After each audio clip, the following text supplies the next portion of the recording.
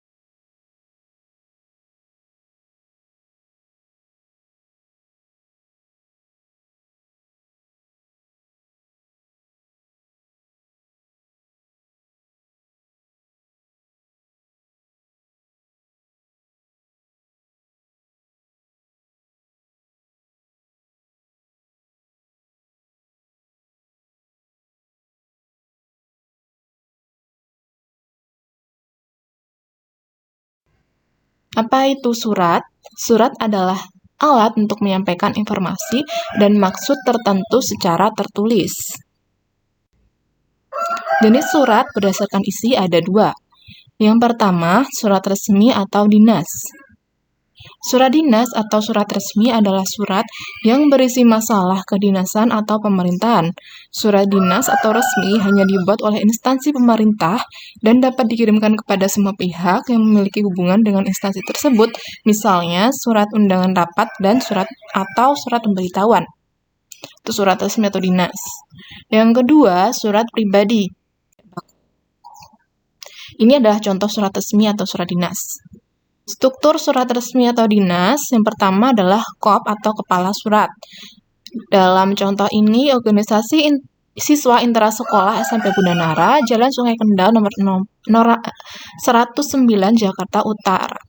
Adalah KOP atau kepala surat. Yang kedua, struktur adalah tanggal surat tanpa tempat. Tempat tidak dituliskan di sini karena sudah termasuk dalam kepala surat. Kemudian struktur selanjutnya adalah nomor 12 OSIS SP SMP BN 8 nih. Kemudian lampiran dan halaman atau perihal undangan rapat. Atau bisa ditulis seperti ini. Nomor 05K PKSB lampiran 1 berkas, perihal permohonan izin. Lampirannya itu bisa 1 berkas, bisa 1 lembar, bisa 2 rangkap, seperti itu. Kemudian alamat surat yang dituju, atau alamat surat atau sasaran yang dituju itu siapa? Yang terhormat Ketua Kelas 789 di tempat.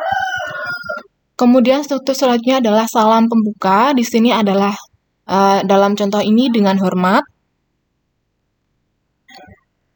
Struktur selanjutnya adalah isi atau tubuh surat.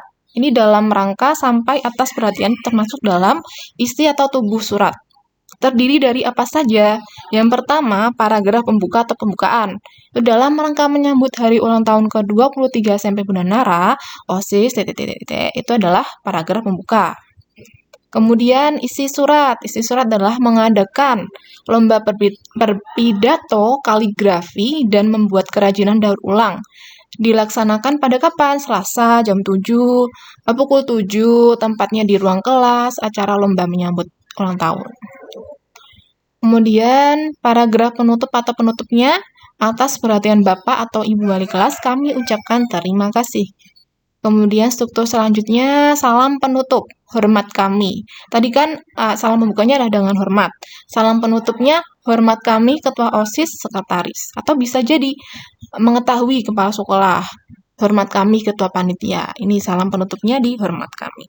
Mengetahui kepala sekolah dapat dicantumkan untuk memperkuat nama dan tanda tangan pengirim. Yang terakhir strukturnya adalah teruntuk sahabatku Lita. Ini adalah struktur surat pribadi. Yang pertama, alamat dan tempat tanggal pembuatan surat. Palembang 20 Agustus 2020. Ini tempat tanggal pembuatan surat. Teruntuk sahabat Kulita adalah alamat yang dituju. Atau bisa dituliskan, teruntuk sahabat Kulita di Bogor atau di Yogyakarta bisa. Kemudian salam pembuka. Ini bisa ditambah dengan Assalamualaikum, salam sejahtera. Itu salam pembuka. Kemudian paragraf pembukanya, halo sahabatku yang jauh, apa kabarmu? Bagaimana kabarmu? Itu adalah paragraf pembuka, menanyakan kabar bisa. Kemudian paragraf isi, dari teman-teman baruku juga banyak, sampai tulisan atau baris, aku suka pelajaran prakarya karena banyak yang bisa aku buat. Itu paragraf isinya ya. Sudah dulu ya ceritaku, aku tunggu balasanmu itu paragraf penutup. Jadi lebih simple strukturnya, lebih sederhana. Ada alamat tempat tanggal surat dan alamat dituju, ada salam pembuka, paragraf pembuka, isi, paragraf penutup. Udah. Kemudian ini salam penutupnya bisa juga seperti ini. Malang, 29 November 2015, itu alamat dan tanggal surat. Salam kangen, itu salam pembuka. Apa kabar Aim? Kalimat pembuka surat. Aim, setelah kamu pindah ke Samarinda, itu isi surat. Sekian dulu, semoga kamu dapat membalas surat ini, aku tunggu balasanmu, itu penutup surat. Sahabatmu, itu salam akhir. Giati, itu nama dan tanda tangan. Perbedaan surat resmi atau dinas dan surat pribadi. Yang pertama ada kop surat pastinya. Ini surat resmi atau dinas, contohnya seperti ini. Koperasi ke Sekolah Sehati, Jalan Naskah nomor 1 Ceketik, Udik, Jawa Barat, 25 Agustus 2020, nomor halaman, yang terhormat pengurus Koperasi Sekolah Sehati di tempat. Itu contoh dari surat resmi atau dinas. Bagian atas. Kemudian Jakarta 25 Agustus 2020 untuk sahabatku Asbawati di rumah. Assalamualaikum. Itu adalah contoh surat pribadi. Contoh gambaran. Bagian atas dari surat resmi dan surat pribadi. Perbedaan yang pertama adalah aspek penulisan tanggal surat. Surat resmi atau dinas, tempat pembuatan surat tidak ditulis, karena sudah tercantum di kop atau kepala surat. Contohnya, 25 Agustus 2020. Surat pribadi, tempat pembuatan suratnya ditulis. Contoh, Jakarta 25 Agustus 2020. Penulisan tujuan surat, surat dinas harus jelas siapa yang dituju. Menggunakan bahasa resmi, contoh penulisannya seperti ini. Yang terhormat orang tua siswa itu benar, yang terhormatnya. Kepada orang tua siswa, kepada itu benar. Kepada yang terhormat itu salah. Pilih salah satu antara kepada atau yang terhormat. Kalau orang tua ya yang terhormat. Kalau kepada bisa kepada siswa-siswi SMP berapa, kelas berapa. Itu bisa. Menggunakan bahasa tidak resmi. Kalau yang surat pribadi itu menggunakan bahasa tidak resmi. Contoh, untuk nenekku, teruntuk sahabatku. Ketiga, penulisan salam pembuka, penulisan diakhiri tanda koma. Pada surat resmi itu bahasanya lebih resmi. Menggunakan bahasa baku, kalimatnya efektif. Contoh penulisannya dengan hormat, itu salam pembuka ya. Kalau pribadi biasanya salam manis, assalamualaikum, salam sejahtera, bahasanya itu lebih santai, tidak baku.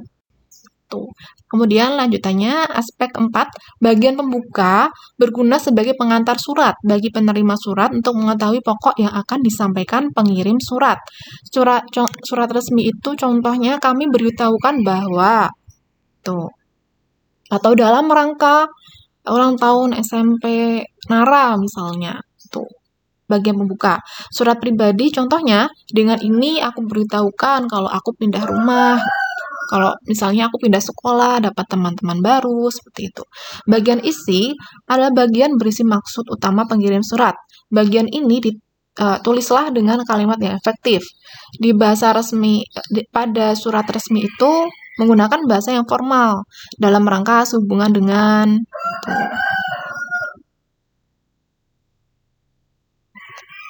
bersifat personal atau tidak resmi. Itu yang surat pribadi ya. Kemudian bagian penutupnya bagian penegasan berisi simpulan, harapan, ucapan terima kasih. Contoh pada surat resmi, atas perhatian Bapak Ibu Saudara, kami mengucapkan terima kasih atau kami ucapkan terima kasih. Kalau surat pribadi kan sekian dulu ya suratku, aku menunggu balasan darimu. Semoga kita bisa berjumpa kembali setelah pandemi berakhir. Tuh.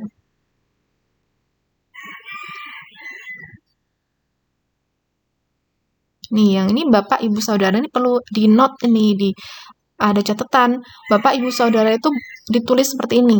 Bukan atas perhatiannya siapa? Perhatiannya harusnya kan ditulis atas perhatian Bapak Ibu Saudara, kami ucapkan terima kasih. Itu ditulis note-nya ya, ditulis catatan. Lanjutan kedua, aspek bahasa. Bahasa surat resmi atau dinas itu bahasanya resmi, ragamnya baku. Contohnya dengan hormat atas perhatian Bapak atau Ibu, kami mengucapkan terima kasih. Surat pribadi menggunakan bahasa tidak resmi, tetapi tetap harus sopan. Contoh-contoh di surat resmi, sudi kiranya kamu membalas surat saya. Kemudian yang 6 ini biasanya ada pada surat dinas atau surat resmi. Contohnya, ini perincian biasanya itu pada undangan ya, huruf awalnya huruf kecil, bukan huruf kapital.